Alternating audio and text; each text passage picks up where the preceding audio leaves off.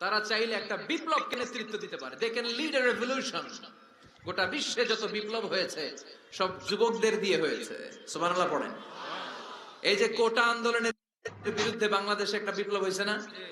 এখানে কি মুরব্বী চাচারা ছিল? কারা ছিল? আমার দেশের দামাল ছেলেরা, তারুণ্যের উচ্ছ্বাস নিয়ে তারা এসেছিল। তারা জ্বলে উঠেছিল আপন শক্তিতে। চিল্লা এখন ঠিক কিনা? তো মুসলিম যুবকদেরকে জ্বলে উঠতে হবে আপন শক্তিতে। এরপরে নিরাপদ সড়ক চাই একটা আন্দোলন হয়ে গেছে এই দেশে। ওইখানে কি মুরব্বীরা নেতৃত্ব দিয়েছিল?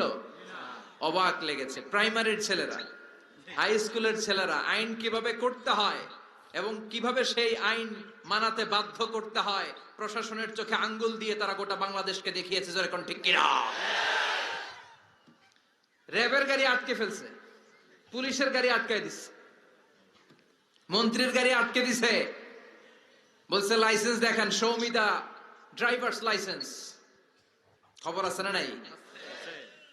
স্যার স্যামুয়েল হ্যান্টিংটন একটা বই লিখে গোটা বিশ্ব কাঁপিয়েছে, দ্য ক্ল্যাশেস অফ সিভিলাইজেশন, সভ্যতার সংঘাত।